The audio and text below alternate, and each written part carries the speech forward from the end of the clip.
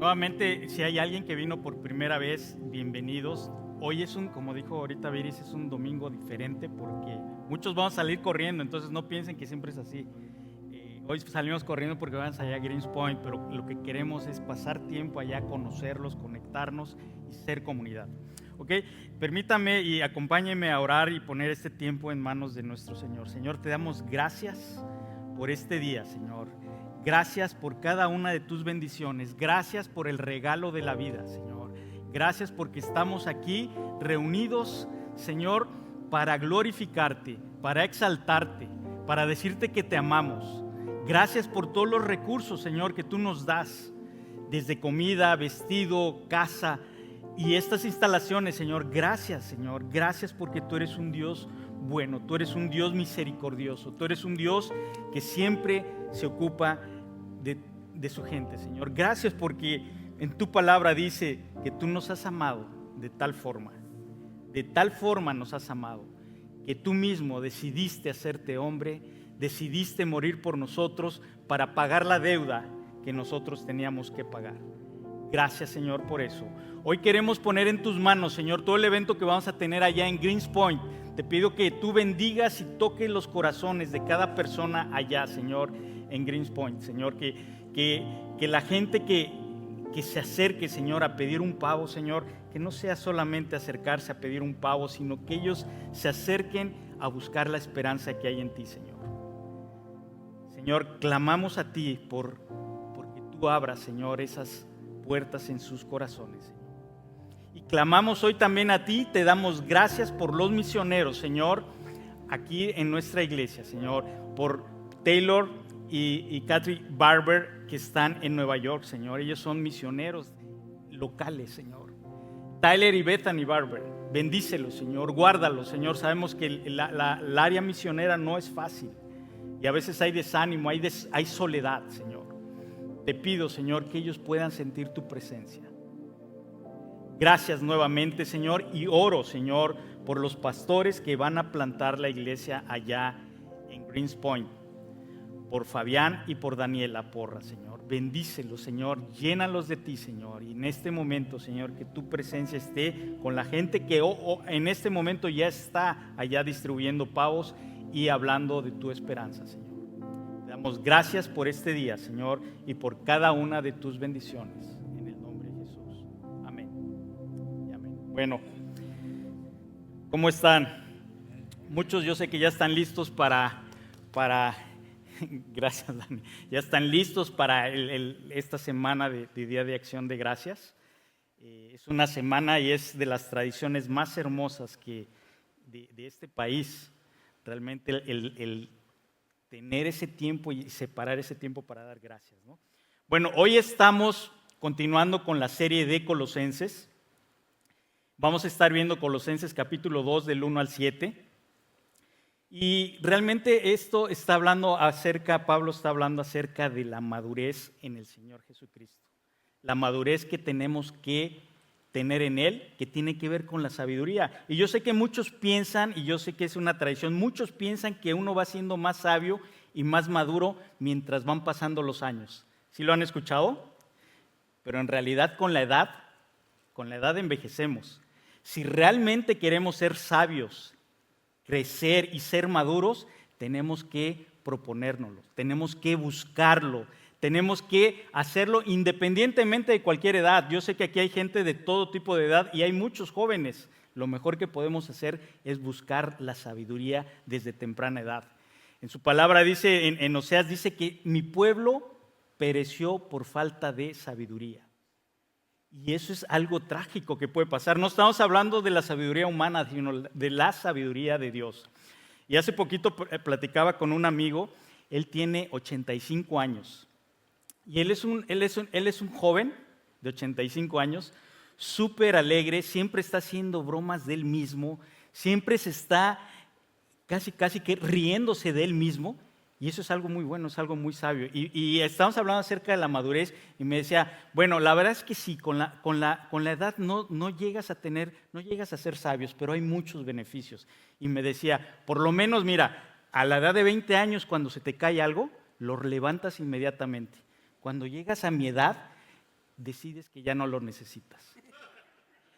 Y luego me decía, no, pero ¿sabes qué? En serio, hoy me siento más seguro cuando he puesto todos mis secretos en manos de mis amigos. Y dice, ¿sabes por qué? Porque ellos ya tampoco se acuerdan. Y luego me decía, ya hablando en serio, dice, lo que más me ha gustado de llegar a tener edad es que ahora tienes descuentos por todas partes, ¿no? Y sí, eso sí, nosotros quisiéramos eso, pero realmente aquí Pablo no está hablando de madurar y envejecer, está hablando de madurar en sabiduría, en el conocimiento del Señor. Y Él les está hablando desde el capítulo 1, le está hablando a los colosenses, la centralidad de Cristo. Les está hablando que Cristo es lo más importante y que si ellos quieren ser sabios, quieren ser maduros, tienen que empezar a aplicar las riquezas que hay en la palabra del Señor. Habla de las riquezas, ahorita lo vamos a ver en el versículo. Y nosotros cuando oímos riquezas, cuando oímos o hablamos de algún tesoro, si nosotros supiéramos que en nuestra casa hay un tesoro en el patio trasero, ¿qué es lo primero que haríamos? No me importa. No haríamos eso, ¿verdad? Correríamos y buscaríamos ese tesoro y haríamos lo imposible por sacar ese tesoro. Sin embargo, a veces no lo hacemos así con los tesoros espirituales. No los buscamos con tal vehemencia. Y aún sabemos ¿por qué vivimos en un mundo donde todo gira en torno a veces a lo material? Sabiendo incluso que eso material no necesariamente nos va a dar toda la bendición, porque a veces no usamos esos bienes materiales de acuerdo a los principios y a los parámetros de Dios, que eso sí nos garantizan gozo y paz. Ahora, entonces, que no se nos olvide, el conocimiento es aprender la verdad, la sabiduría es vivir la verdad. La sabiduría es vivir y aplicar, no solamente tener conocimiento. Entonces les decía, Pablo les estaba diciendo de esta madurez que es cristocéntrica. Con Cristo tenemos todo, sin Cristo no tenemos nada. Y Él les habló que Él es el creador del universo, porque en esa época estaban diciendo que Cristo no era Dios, que Cristo no era simplemente un maestro. Y hoy tenemos que tener bien claro que ahí está siendo bien claro que Cristo fue el creador del universo junto con Dios Padre, Dios Hijo, Dios Espíritu Santo. Y en Apocalipsis también nos recuerda que Él es el alfa y la omega, el principio y el fin. Entonces es algo que tenemos nosotros que tener bien claro y es algo que Pablo les estaba diciendo aquí a los colosenses. Sin embargo, ya aquí en el capítulo 2 empieza a hablarles precisamente de la madurez que tienen que seguir ellos trabajando. Y vamos a leer en el capítulo 2, versículo 1, dice: quiero que sepan qué gran lucha sostengo por el bien de ustedes y de los que están en la Odisea. Escuchen, la Odisea, porque vamos a hablar de la Odisea, un detalle de la Odisea. Dice, y de tantos que no me conocen personalmente. Quiero que lo sepan para que cobren ánimo, permanezcan unidos en amor y tengan toda la riqueza que proviene de la convicción y del entendimiento. Así conocerán el misterio de Dios, es decir, a Cristo, en quien están escondidos todos los tesoros de la sabiduría y del conocimiento. Digo esto para que nadie los engañe con argumentos que parecen convincentes. Aunque estoy físicamente ausente, los acompaño en espíritu y me alegro al ver su buen orden y la firmeza de su fe en Cristo. Aquí vamos a ver el primer punto. ¿Y qué les está diciendo Pablo aquí a los colosenses? Primero les está diciendo que él está en una lucha. Dice, quiero que sepan qué gran lucha. ¿A qué se refiere esa lucha? Está hablando de una lucha espiritual. Está hablando que él está peleando por ellos en oración.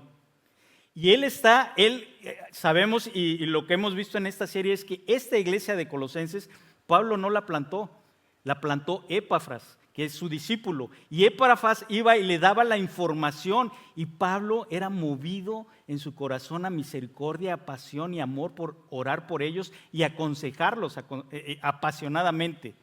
Pareciera un papá, ¿no? Y en realidad es que Pablo los está adoptando como hijos espirituales.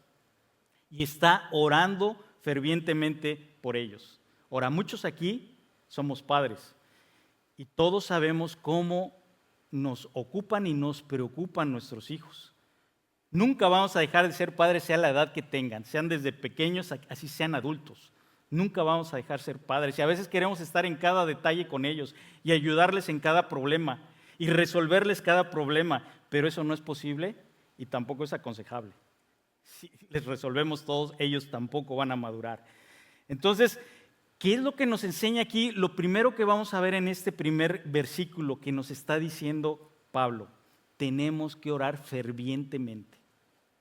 Hace ratito el pastor Jeff estaba oyendo su predica y también decía que las oraciones sin ese fervor son como esas oraciones que suben y se congelan a medio camino. Entonces tenemos que orar realmente creyendo y con esa pasión que Dios nos está diciendo por nuestros hijos. Aquí hay un versículo en Lamentaciones 2:19 que dice, fíjense, este es un mensaje para todos nosotros como padres. Dice, levántense durante la noche y clamen. Gracias. Dice, levántense durante la noche y clamen, desahoguen el corazón como agua delante del Señor y levanten a Él sus manos en oración y rueguen, ¿por quién? Por sus hijos, porque en cada calle desfallecen de hambre. Estamos viviendo en una lucha espiritual y no podemos darlo esto por sentado que no, nuestros hijos van solitos. No, tenemos que despertar y dice, clamen por sus hijos, levántense en la noche, derramen su corazón delante del Señor. Entonces, esto es lo primero, el primer punto que Dios nos está hablando hoy aquí esta mañana. Tenemos que darle la importancia, y aquí Pablo en todo, desde el capítulo 1 les estaba hablando de la importancia de la oración. Dice, la oración es lo más importante que debe tener un seguidor de Cristo, un cristiano. Y después, como segundo punto, les dice, oren por ánimo, orar por ánimo. O sea, él les dice, quiero que lo sepan para que cobren ánimo. Estoy orando por ustedes para que se animen. Dice, permanezcan unidos por amor y tengan toda la riqueza que proviene de la convicción y del entendimiento. Así conocerán el misterio de Dios, es decir, a Cristo. Ahora, ¿por qué les está diciendo Pablo que cobren ánimo? Porque humanamente, le dice a los colosenses y también nos dice a cada uno de nosotros, humanamente es fácil a veces desanimarnos. Es fácil a veces que pasan circunstancias en la vida y nos desanimamos y nos preocupamos. Y ¿saben qué? Este es un termómetro para cada uno de nosotros. Si eso está pasando continuamente en nuestras vidas, si hay desánimo en nuestras vidas constantemente, ¿qué es lo que tenemos que hacer? Tenemos que crecer en la convicción y en el entendimiento que dice su palabra, que Dios está en control de todo. ¿Están de acuerdo? ¿O creen que a Dios se le ha salido de las manos algo? No, y yo sé que lo hemos mencionado, pero sigue siendo un tema muy álgido, el tema de las elecciones. Y mucha gente está preocupadísima, y no solamente por las elecciones de aquí, sino de sus países, porque a veces estamos poniendo nuestra confianza en un hombre, alguien que pensamos que va a resolver todo en el mundo. Y por supuesto que no va a ser así. La palabra nos dice que el único que va a resolver eso es Jesucristo cuando Él venga. Esa es parte de nuestra esperanza, que Cristo viene pronto. Y en ese ínter dice la palabra que vamos a tener aflicciones. En 1 de Pedro 1:6 dice que tenemos que pasar por diversas pruebas o por muchas pruebas por un tiempo breve. Ese tiempo breve es el tiempo que vivimos nosotros. Dice, pero después les espera una alegría inmensa.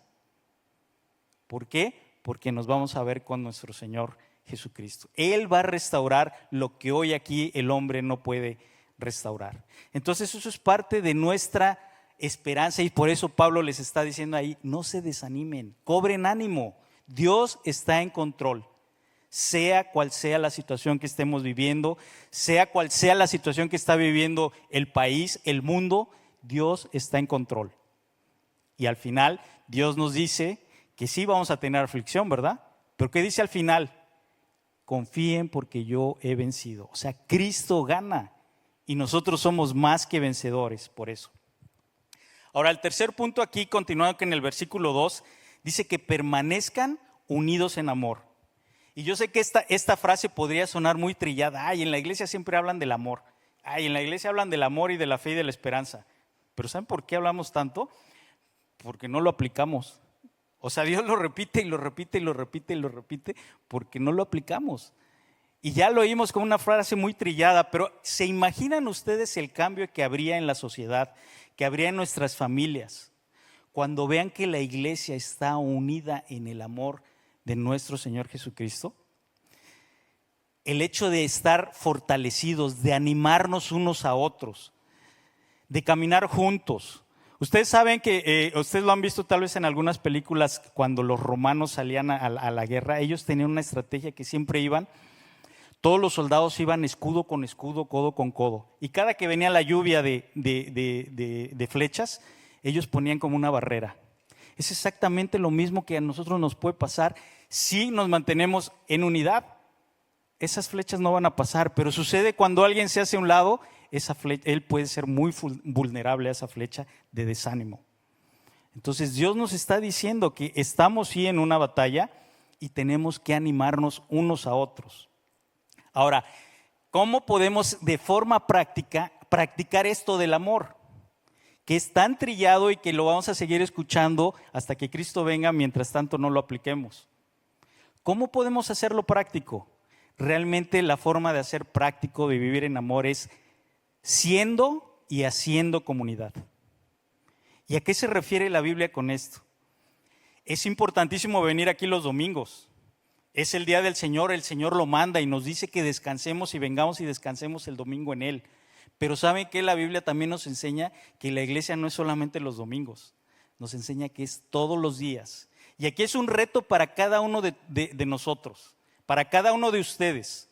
¿Cuál es el reto? Fíjense que dice en Hechos 2:46, no está en la pantalla y como les dije hay algunos textos que a veces no ponemos en la pantalla porque también ustedes tienen que un poquito de tarea y busquen si en Hechos 2:46 lo que yo les voy a decir es verdad. Porque si no puede ser que alguien aquí enfrente nos pueda estar diciendo cosas que no están en la Biblia.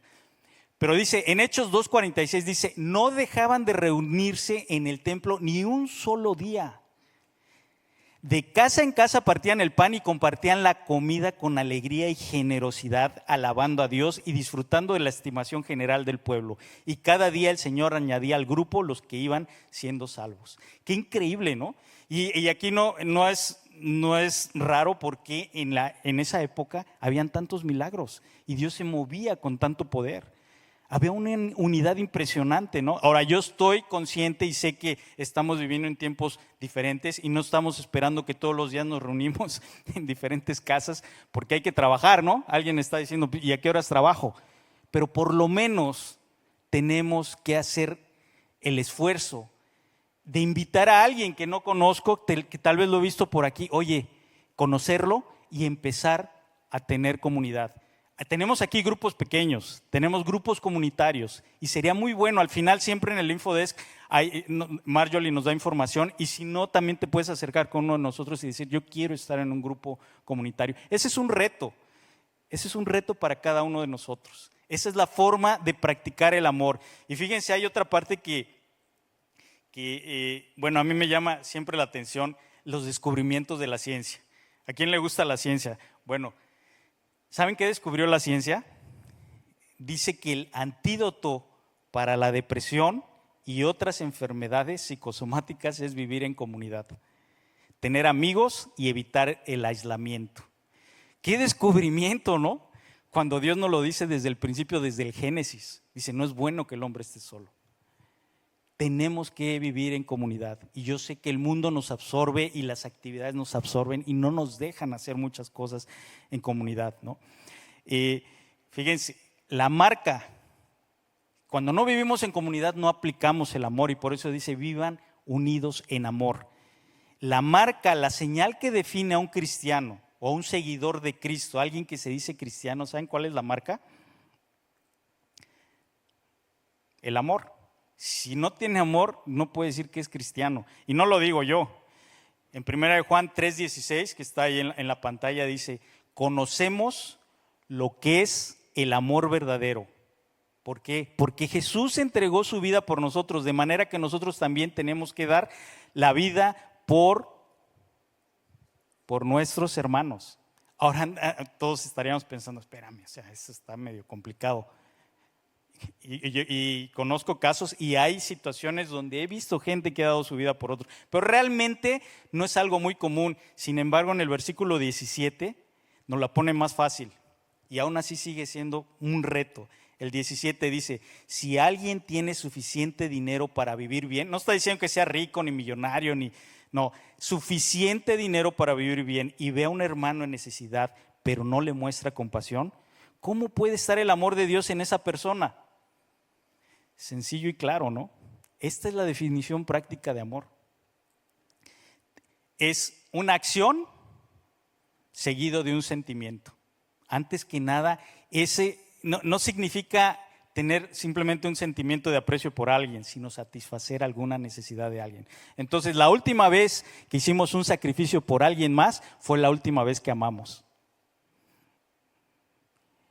Tenemos que mostrar ese amor. Y por eso para muchos sigue siendo, el amor es bien trillado, sí, el 14 de febrero y todos ven corazoncitos. No, se está hablando de ir más allá. Ese es el amor que Dios nos está hablando, ¿no? El amor es ante todo una acción seguida de una emoción. Y es precisamente lo que hoy vamos a hacer en Greens Point. Hoy vamos a hacer, y muchos van a sacrificar su domingo y unos ya están allá, porque queremos llevar esa esperanza al mundo. Y no solamente darles un pavo, sino llevarles esperanza, ¿no? Entonces vamos con el punto número 4. Él habla también aquí de convicción y entendimiento. Dice, y tengan toda la riqueza que proviene de la convicción y del entendimiento. Así conocerán el misterio de Dios, es decir, a Cristo, en quien están escondidos todos los tesoros de la sabiduría y del conocimiento. Todos los días vivimos en un mundo que nos está diciendo qué hacer, cómo vivir, cómo puedes ser feliz, cómo puedes satisfacerte, cómo puedes hacer miles de cosas. Estamos viviendo en un mundo que no es gobernado por Dios. Dios tiene el control, no me malinterprete, Dios tiene el control de todo, pero el hombre decidió darle esa autoridad a Satanás y en la palabra dice que el príncipe de este mundo es Satanás. Entonces nosotros tenemos que devolverle, Cristo vino, murió por nosotros y nos vuelve a entregar esa autoridad si nosotros creemos en Él y si nosotros queremos caminar con Él. Entonces ahora nos toca a nosotros caminar en esa autoridad que Dios nos ha dado. ¿Y el mundo qué nos dice?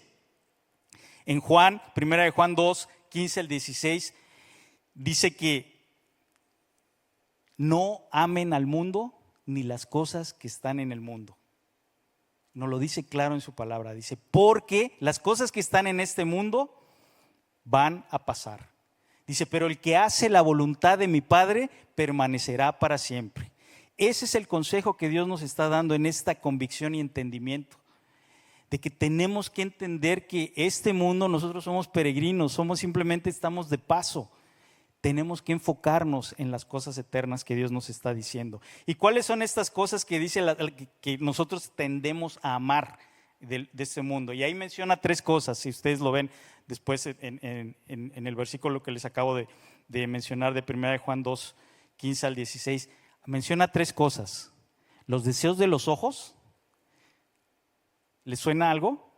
Hoy si ustedes prenden la televisión o abren sus celulares, todo es deseos de los ojos.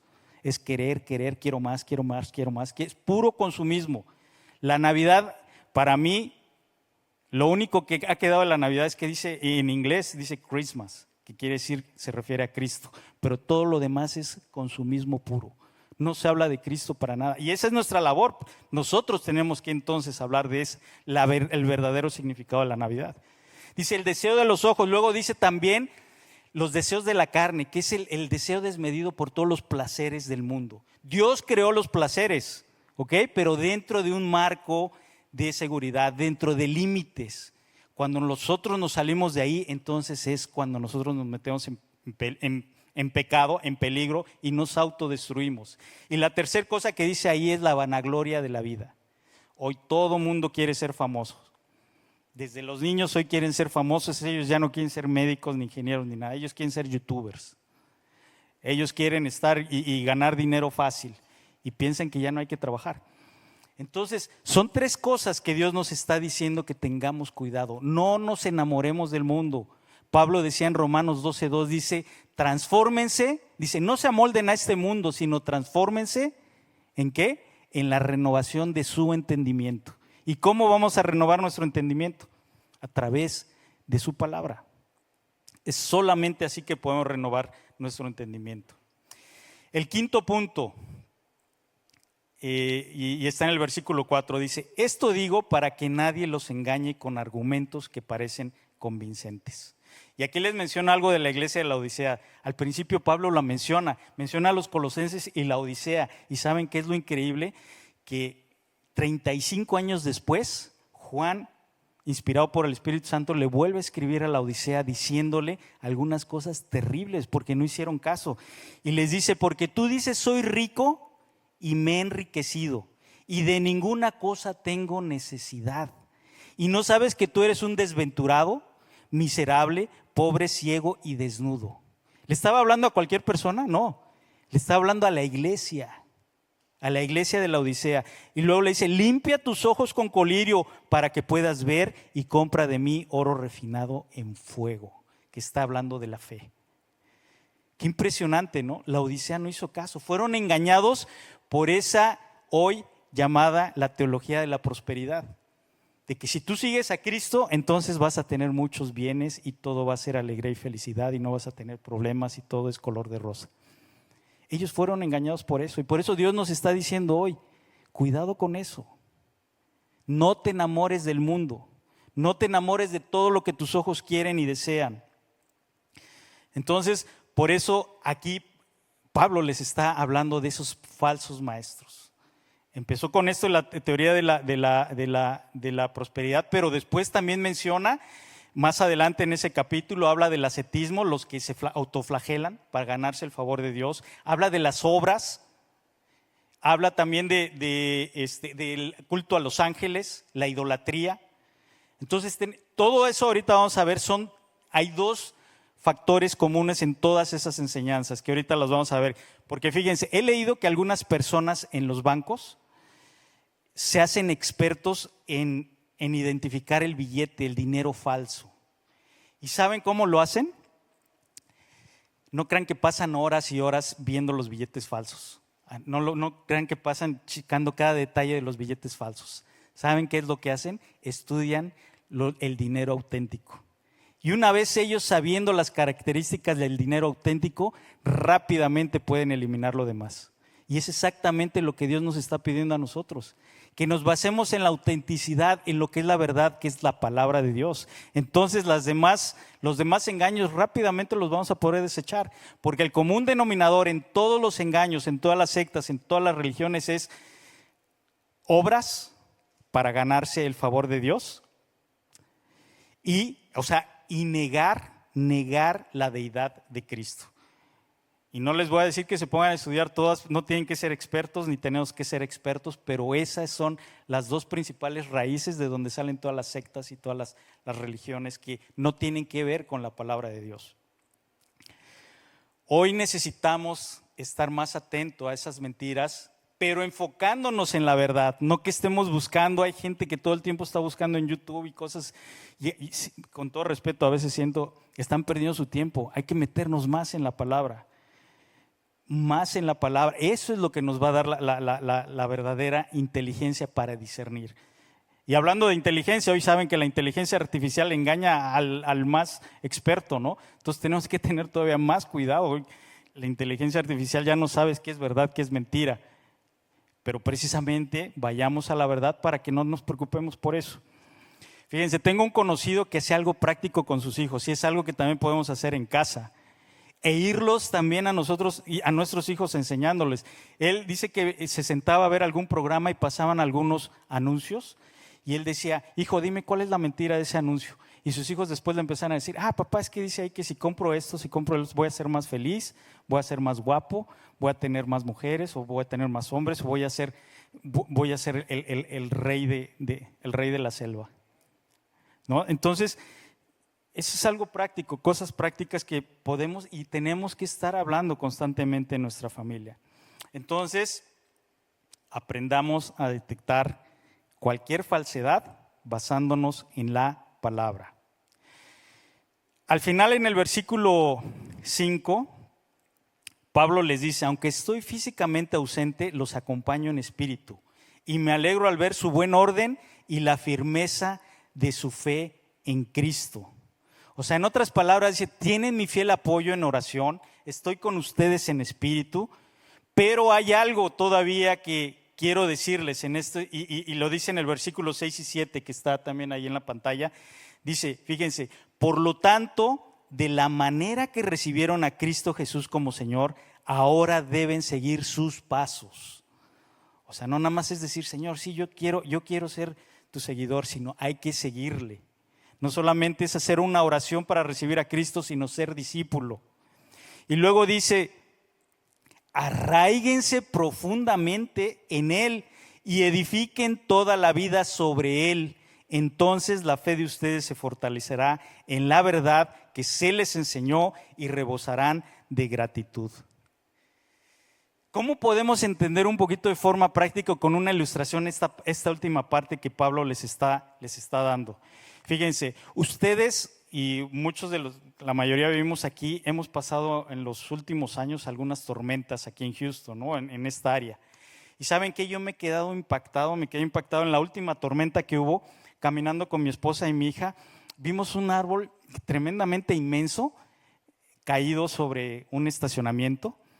Y nos acercamos y vimos sus raíces, y sus raíces eran impresionantemente pequeñas para el tamaño del árbol. ¿Y qué podemos ver con eso? ¿Qué podemos aprender de eso? Estos árboles lo que hacen, ¿por qué crecieron tan grandes y tan frondosos y tan fuertes? Porque la inteligencia que Dios les dio, ellos pueden captar la humedad del área. Vivimos en un área muy húmeda y el agua estaba cerca de ahí, entonces no tenían que profundizar sus raíces. Entonces lo que podemos ver es que no tenían que esforzarse, empezaron a alimentarse en lo superficial y crecieron. Pero ¿saben qué? Así nos pasa a nosotros. Nos empezamos a alimentar de lo más fácil y de lo que se ve externamente, y a veces podemos ver árboles enormes con las personas, pero cuando viene una tormenta, se caen o nos caemos. Eso nos puede suceder a todos. Y es por eso que hay un salmo, el Salmo 92:12, yo lo cantaba cuando empecé a conocer de Cristo, como a los 12 años, y me encantaba ese salmo. No se los voy a cantar porque no le quiero quitar el lugar a los de la alabanza, pero dice, fíjense, los voy a leer. Salmo 92:12 dice, pero los justos florecerán como palmeras y se harán fuertes como los cedros del Líbano. ¿Saben que ahora me hizo clic ese versículo? Me encantaba, pero yo decía, ¿por qué como la palmera? ¿Saben cómo son las palmeras? Las palmeras, la raíz de la palmera es tan profunda como la altura hacia afuera. Hay palmeras que tienen raíces de 20 metros de profundidad.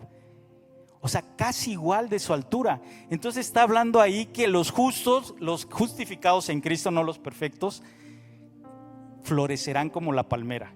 O sea, no vamos a ser arrancados. Luego en el 13 dice, traspasados a la casa del Señor, florecerán en los atrios de nuestro Dios. Incluso en la vejez aún producirán fruto. Seguirán verdes y llenos de vitalidad. Qué promesa, ¿no? O sea que aunque por fuera nos vayamos desgastando, Dios nos dice que si estamos plantados en la casa del Señor, vamos a florecer como la palmera y vamos a ser tan fuertes como el cedro del Líbano, que son árboles tremendamente fuertes. Eso es lo que quiere hoy decirnos esta mañana. Y que esta palabra, yo sé que para muchos puede ser que a veces se nos puede olvidar, pero mi oración es que Dios cale en nuestros corazones, a cada uno de nosotros, incluyéndome a mí, a todos. O sea, el que habla aquí no es ninguna persona que no tiene problemas ni es perfecto, no. O sea, estamos en la misma batalla, pero tenemos que estar unidos. Vamos a orar.